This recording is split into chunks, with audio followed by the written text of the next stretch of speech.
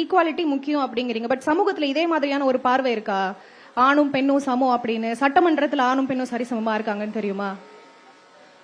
ஆண் பெண் வந்து சமோன் வந்து சில விஷயத்துல வந்து சொல்றாங்க. ஆனா வந்து அப்படி வந்து கன்சிடர் பண்றது இல்ல. சரி, இப்படி கேக்குறேன், உங்க வீட்ல கூட பிறந்தவங்க பாய்ஸ் யாராவது இருக்காங்களா? சிப்லிங்ஸ், அண்ணன் தம்பி யாராவது இருக்காங்களா? அவங்களையும் உங்களையும் ஒரே மாதிரி வீட்ல ட்ரீட் பண்றாங்க?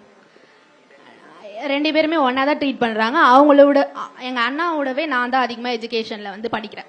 சூப்பர். அப்ப இதே மாதிரி ஒவ்வொரு ஃபேமிலிஸ்லயும் இருக்கணும். ஓகேவா? இந்த சலுகைகள்லாம் கொடுக்கறதுனால தான் இன்னும் உங்களை வந்து அரசால படிக்க வைக்க முடியுது. அரசு கொடுக்கிற திட்டங்களால தான் உங்களால இன்னும் கூட மேல படிக்க முடியுது. சரியா?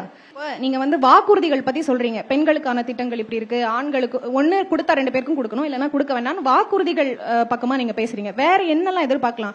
ஒரு கேண்டிடேட் படிச்சிருக்கணுமா, இல்ல படிச்சிருக்கலாம் வேணாம், என்னோட சமூகத்துக்கு அவங்க நல்லது பண்றாங்க, என் தொகுதிக்கு அவங்க நல்லது பண்றாங்க, அது போதுமா? அப்புறம் இப்ப வந்து வேட்புமனு தாக்கல் எல்லாம் பண்ணிருக்காங்க இல்லையா? இன்னையோட வேட்புமனு தாக்கல் கடைசி நாள். அப்ப அவங்களோட குற்ற பின்னணி இருக்கும், அவங்களோட சொத்து விவரங்கள் இருக்கும், இந்த மாதிரியான டீடைல்ஸ் எல்லாம் கொடுக்குறாங்க. அதெல்லாம் எங்கேயாவது போய் பார்க்கணும்னு நினைச்சிருக்கீங்களா? அவங்களோட சொத்து அதெல்லாம் வந்து அவங்களோட பர்சனல் விஷயம். அதெல்லாம் வந்து இதுல எடுத்துன்னு வர தேவையில்ல. அவங்க வந்து நம்மளுக்கு அவங்க எப்படி வந்து நம்மளுக்கு செய்யறாங்க அதை மட்டும் தான் பார்க்கணும். அவங்களோட சொத்து அதெல்லாம் வந்து அவங்க சேர்த்து வச்ச தனிப்பட்ட விருப்பம். அதனால வந்து அதெல்லாம் வந்து இதுல எடுத்துன்னு வர வேணாம் அப்படின்னு நான் நினைக்கிறேன். இல்ல, இதுல மட்டும் உங்களுக்கு ஒரு சின்ன கரெக்ஷன் சொல்லணும்னு ஆசைப்படுறேன்.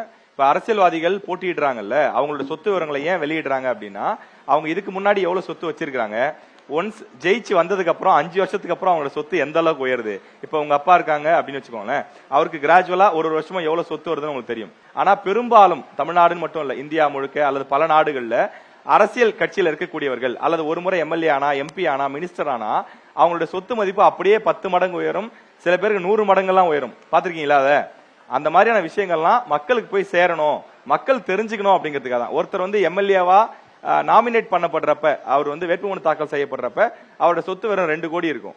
அந்த 5 வருஷம் ஆட்சி முடியறப்ப அவருடைய சொத்து 25 கோடியா மாறி இருக்கும். 2 கோடி எப்படி 25 கோடியா மாற முடியும் 5 வருஷத்துல? இதெல்லாம் நமக்கு சாத்தியமா? நம்ம குடும்பத்துக்கு சாத்தியமா? சாத்தியம் இல்ல. அப்ப ஒரு அரசியல்வாதிக்கு எப்படி சாத்தியமாவது? எல்லாருக்கும் சொல்ல, ஒரு சிலருக்கு.